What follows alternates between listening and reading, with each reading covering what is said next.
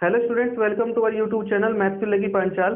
बच्चों, आप सभी बच्चों का एक डाउट है, बहुत बड़ा डाउट है कि सर अब की बार हमारे पेपर में जो 4 क्वेश्चन नए पैटर्न पर पूछे जाएंगे जिनका नाम आपका केस बेस्ड स्टडी क्वेश्चन है, क्या सर उनका जो पैटर्न है, क्या जो उनका स्टैंडर्ड है वो इजी रहेगा, एवरेज रहेगा, फिर आपका हार्ड रहेगा। बच्चों, सबसे पहली बात आपकी ये रहती है कि जो भी आपके पेपर में नया पैटर्न आता है उसका स्टैंडर्ड, ठीक है, उसका स्टैंडर्ड आपका हमेशा एवरेज रहा है, ना ही ज़्यादा आसान और ना ही ज़्यादा हार्ड। ठीक है, तो इस बार ही ये पेपर में आपके पहली बार पूछे जाएंगे, तो जो इनका स्टैंडर्ड रहेगा वो एवरेज रहेगा। ठीक है।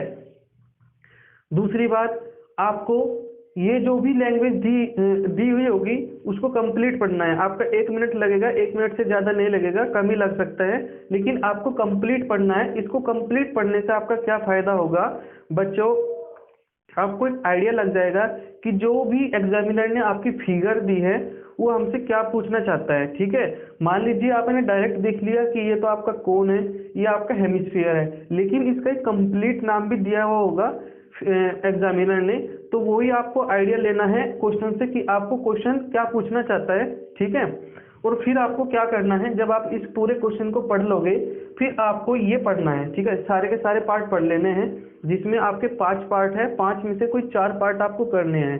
ठीक है, जब आप ये पार्ट सब पढ़ लोगे तो आपको ये आइडिया हो जाएगा कि किस पार्ट में हमें ज़्यादा काम करना पड़ेगा और किस पार्ट में हमें कम काम करना पड़ेगा, क्योंकि आपको 5 में से 4 ही करने हैं, तो 4 में पार्ट अपने आप ही चूज कर लेना जिसमें आपको कम काम करने को मिले। ठीक है, एक एक पार्ट आपका एक एक नंबर का रहेगा। ठीक है बच्चों, यहाँ पर तो मैंने डायरेक्ट आपको क्वेश्चन के रूप में दे दिया, लेकिन जो भी आपका पेपर आएगा, ठीक है, उसका जो पैटर्न होगा वो एमसीक्यू टाइप रहेगा। यहाँ पर 4 ऑप्शन होंगे, 1 2 3 4 करके, वहाँ पर आपको अपने आंसर शीट में लिख कर आना है। और एक बात और, इसको जो सोल्व करोगे रफ शीट में मत करना, वहीं पर सोल्व कर लेना। ठीक है, ताकि एग्जामिनर को भी दिख जाए वो और आपका आंसर भी सही आ जाए। इसका अलग से कोई बैक पेपर में नहीं यूज करना कि रफ पेपर लिख देते हो, वहां पर मत करना, इसको उसमें ही कर देना जहां पर इसका सॉल्यूशन कर रहे हो। ठीक है, अच्छा रहेगा। आइए पढ़ते हैं अपना पहला क्वेश्चन।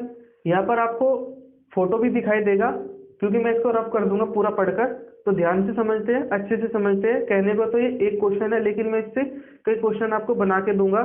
ठीक है, पहली बात कि mathematics teacher of class 10th of a school have been allotted a colouring activity. He takes a playing top लट्टू which surprising had no color on it. He wanted to color it with crayons. The top is shaped like a cone surmounted by a hemisphere seen in the, ये C होगा, C in given figure. The entire top is 8 centimeter in height and the diameter of the top is 4.2 centimeter. Answer the question 1 to 5। जैसे कि बच्चों हमने सारा question पढ़ लिया, तो हमें एक आइडिया मिलता है कि कोई टीचर है मैथमेटिक्स का, ठीक है, उसके पास में एक टोप है, हिंदी में उसको क्या बोलते हैं, लट्टू। बच्चों, हमने लट्टू बहुत बार खेला है लट्टू से। वो किस शेप का होता है, इस तरीके से होता है क्या, थोड़ा सा, ठीक है, क्योंकि यहाँ पर उसको मारने के काम आता है। ठीक है, आज आपको पता लगा कि जो आपका लट्टू होता है वो 2 फिगर से मिलकर बना होता है। पता लगा क्या, इससे पहले नहीं पता था ना आपको। ठीक है, इसी तरीके से ये जो नीचे वाली फिगर होती है वो कौन होती है, आज आपको सीख कर जाना है। आज आपको देखना है कि आपके लट्टू में नीचे कौन होता है, ऊपर आपका हेमिस्फीयर होता है। आज से पहले किसी ने नहीं बताया होगा, नहीं हमें इस बारे में देखने की कोई रुचि होती जब तक हम कोई इसमें अपना मतलब के पार्ट ना ढूंढ ले। ठीक है, आज से आपको पता लग जाएगा कि आपके लट्टू में 2 फिगर होती है। ठीक है, नीचे वाली कोन की, ऊपर वाला हेमिस्फीयर। हालांकि इतना ऊंचा नहीं होता, थोड़ा सा इस टाइप का होता है, लेकिन वो हेमिस्फीयर कहलाता है।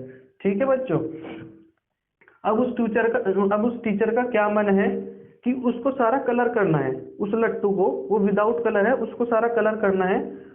अब उस कंप्लीट लट्टू की हाइट दे दी है 8 सेंटीमीटर, और जो डायमीटर है उस लट्टू का वो 4.2 सेंटीमीटर है, यानी कि ये वाला हिस्सा आपका 4.2 सेंटीमीटर है कंप्लीट, और ये वाली हाइट 8 सेंटीमीटर है।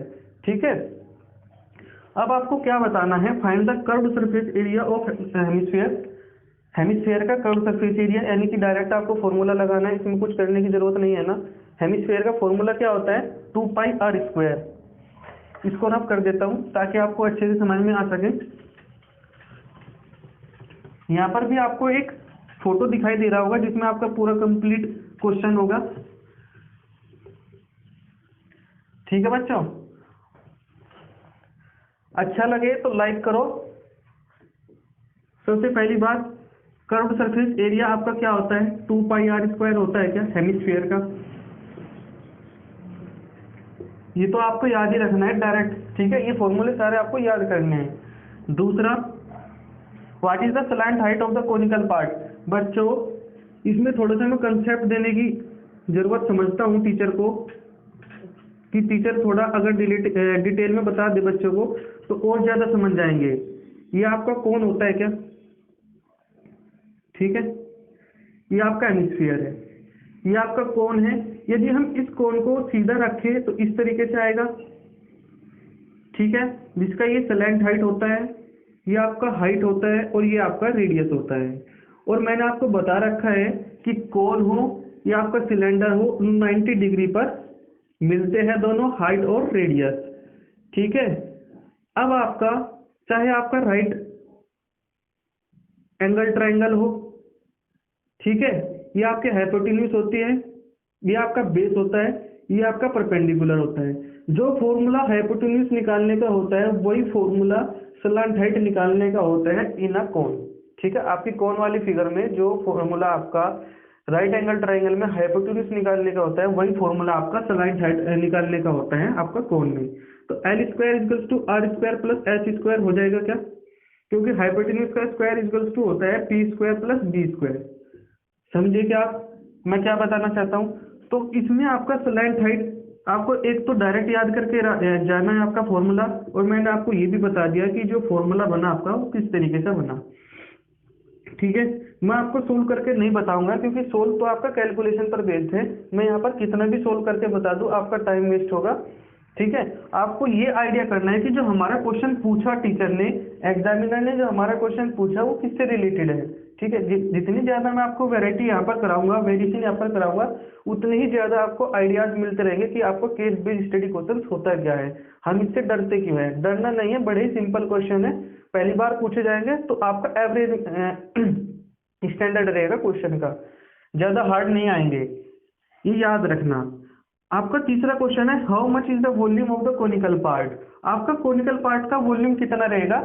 ठीक है, इसमें आपका कोन ना दे करके आपको कोनिकल लिख दिया, क्या आप यहाँ से घबरा जाओगे क्या कि कोनिकल क्या होता है? अरे बच्चों यही तो आपका कोनिकल पार्ट होता है, नीचे वाला। तो ऊपर वाले की वॉल्यूम नहीं निकालना है, नीचे वाले की वॉल्यूम निकालना है। तो कोन की वॉल्यूम क्या होता है? 1/3πr²h। तो ये फॉर्मूला आप लगाओगे तो हो जाएगा क्या? ठीक है, how much cloth material will be required to cover the top? यानी कि पूरा का पूरा टॉप को कवर करने के लिए यदि हम उसको क्लॉथ से कवर करना चाहे, ठीक है, फैंसी लट्टू बनाना चाह रहा है एग्जामिनर, तो उसमें टोटल आपका क्लॉथ कितना यूज होगा? तो यहाँ पर आपको दो चीज कंफ्यूजन करेगी कि आपका TH से निकालना है या फिर आपको कर्व सरफेस एरिया निकालना है। अब बच्चों यहाँ पर आपका लट्टू इस तरीके से है, तो जो एरिया निकलेगा, क्योंकि ये तो अंदर का है, ये तो इसको तो नहीं छेड़ना है, नहीं इसको कट करके लगाना है कि कट करके नीचे वाला भी जो ये रेडियस है इसको भी कपड़ा लगाए, नहीं इसको बाहर से ही कपड़ा लगाना है। ठीक है, बाहर से ही कवर करना है। तो ये वाला एरिया कर्व सरफेस एरिया क्या होता है हेमिस्फीयर का? 2πr²। ठीक है, इसका कर्व सरफेस एरिया क्या होता है? πrl। तो इन दोनों फॉर्मूले को जब आप यूज करोगे तो आपके पास में इसका आंसर आ जाएगा क्या? How much cloth material will be required to cover the top. ठीक है, इस फॉर्मूले से आपका ये आंसर आ जाएगा। अब आपकी बात आती है, write the formula to find the volume of the top.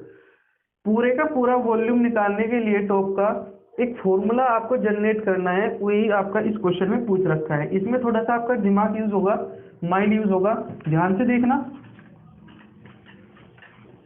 और हाँ, जो आपकी शेप है ये और क्या क्या बन सकती है? यहाँ पर तो इसका नाम लट्टू दे दिया, टॉप दे दिया, लेकिन इसको हम क्या क्या और बोल सकते हैं? आपको डेली लाइफ में इस तरीके की फिगर क्या देखने को मिल सकती है, बताना जरा बच्चों। ये आपकी फिगर है क्या?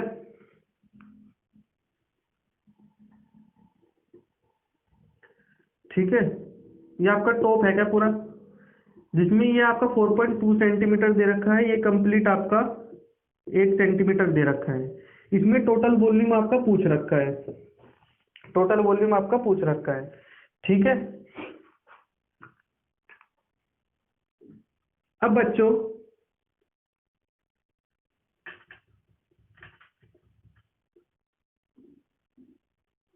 जो वॉल्यूम है, पहली तो बात, ये पूरा कंप्लीट 4.2 सेंटीमीटर है क्या, ठीक है, ये डायमीटर इसका 4.2 सेंटीमीटर है। यदि इसकी रेडियस की बात करें तो 2.1 सेंटीमीटर होगी क्या, इसी तरीके से ये भी 2.1 सेंटीमीटर होगी।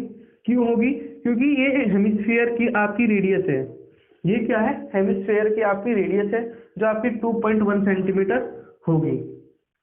ठीक है, अब आपकी ये कंप्लीट 8 है, ये 2.1 है, तो ये इसकी कितना होगा, इसकी हाइट कितनी होगी, यही तो आपको कंफ्यूजन मिलेगा बच्चों, क्योंकि आपने डायरेक्ट पढ़ा है कि कौन की आपको हाइट मिल जाती है, आपको घटाने की या जोड़ने की कोई जरूरत नहीं रहती। ठीक है, लेकिन केस बेस्ड स्टडी क्वेश्चंस में ऐसे ही क्वेश्चन आपके आते हैं।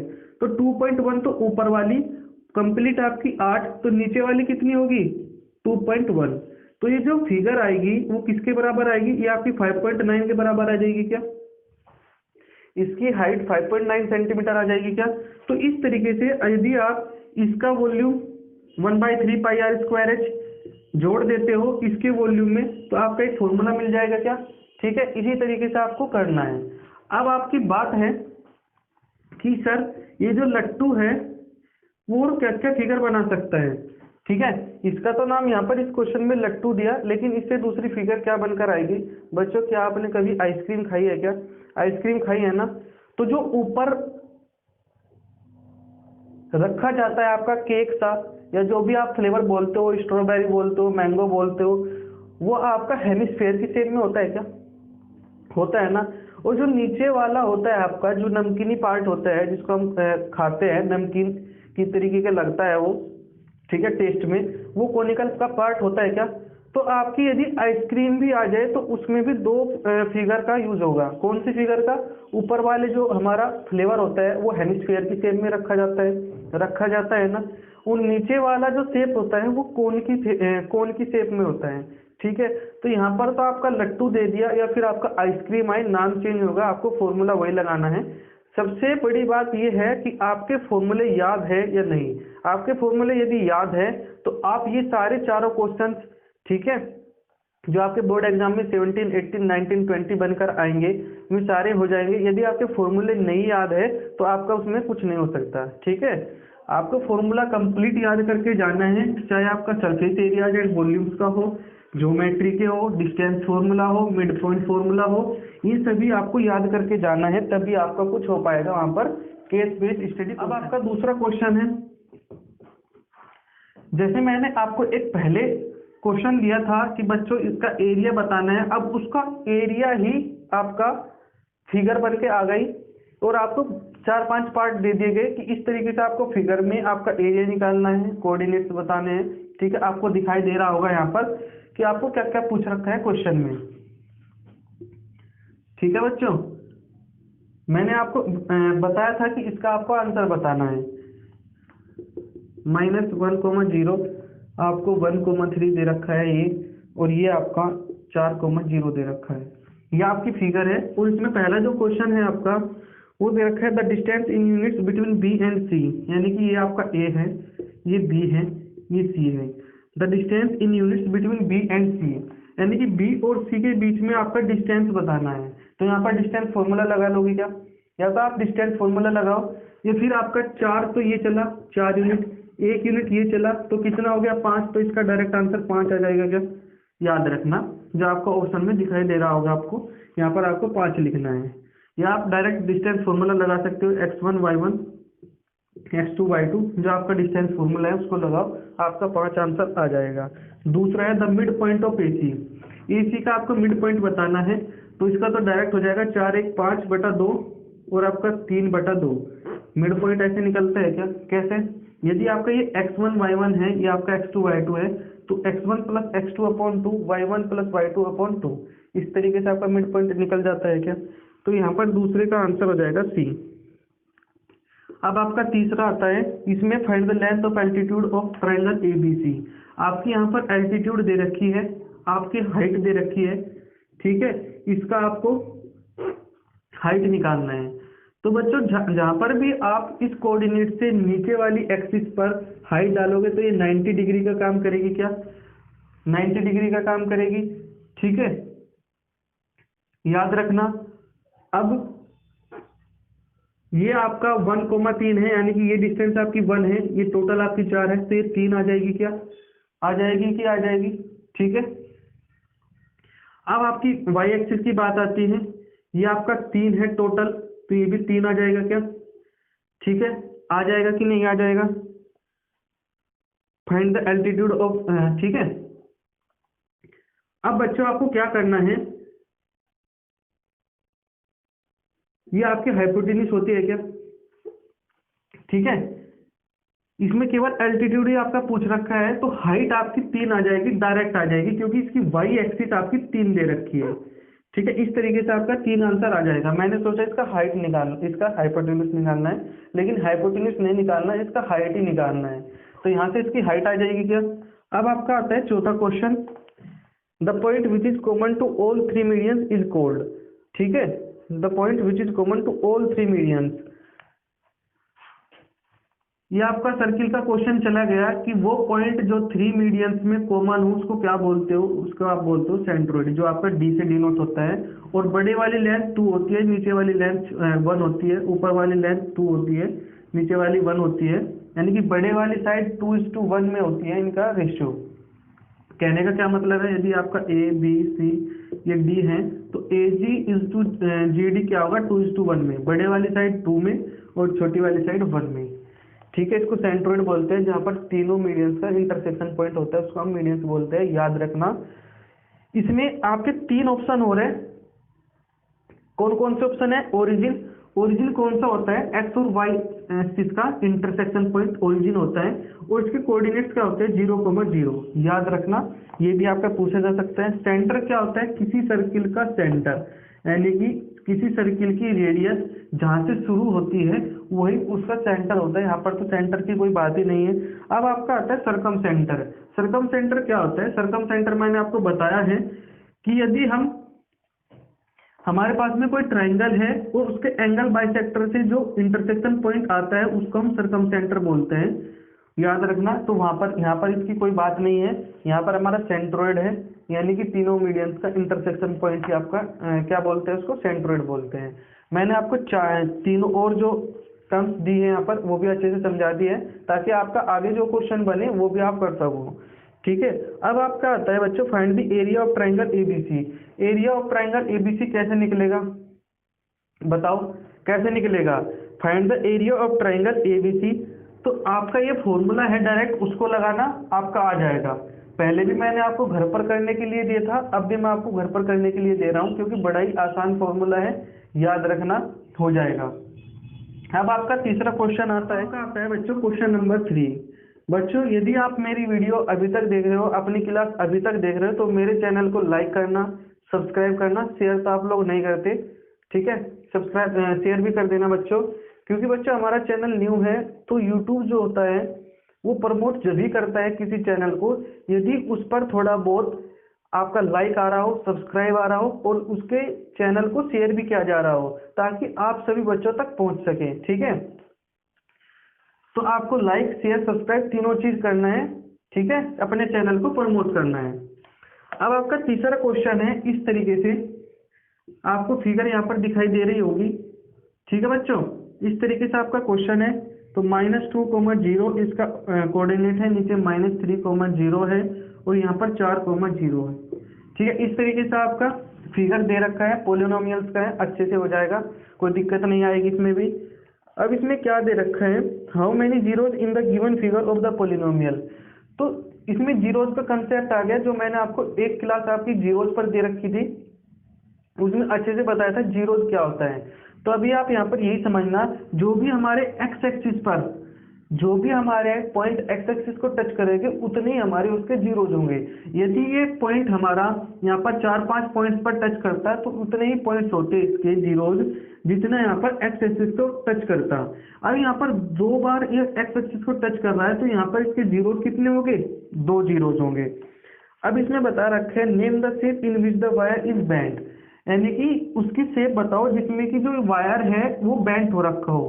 ठीक है, यदि आप इसके क्वेश्चन को पढ़ते तो ये तो आपको डायरेक्ट फिगर लग रही है, लेकिन ये आपका एक वायर है जिसको इस शेप में आपका मोड़ रखा है। बेंट का मतलब होता है मोड़ना। ठीक है, अब इसकी शेप पूछ ली बच्चों। यहाँ पर 4 पॉइंट्स हैं, सर्किल, लीनियर, सर्किल तो आपकी ये है, तो क्या आपका सर्किल बन रहा है कि यहाँ पर नहीं बन रहा है, तो पहला पॉइंट कैंसिल। दूसरा आपका लीनियर, लीनियर इस तरीके से होता है यानी कि सीधा। ठीक है, तीसरा होता है पैराबोला। बच्चों ये पैराबोला है क्या, और पैराबोला भी कौन सा, अपवार्ड का। ठीक है, यदि ये इस तरीके से होता है तो ये आपका होता है पैराबोला डाउनवर्ड। अब आपका चौथा क्वेश्चन दे दिया इलिप्स। अब बच्चों आपको क्या करना है, मुझे 3 जो है मैं आपको फिगर दे रहा हूँ, आपको कमेंट में ये बताना है सर इसमें डिफरेंस क्या होता है। ठीक है, यही आपको बताना है। मैंने आपको 3 फिगर दी, एक तो स्फीयर दिया, एक मैंने इलिप्स दिया, एक मैंने आपको सर्कल दिया। इन तीनों में आपको डिफरेंस बताना है। जिस बच्चे को भी पता है कमेंट करना कि क्या क्या इनका डिफरेंस रहता है। ठीक है, अच्छे से लिखना, डिस्क्राइब करना, मैं आपको आंसर दूंगा कमेंट में ही। ठीक है, अब आपका क्वेश्चन आता है the zeros of the polynomial are.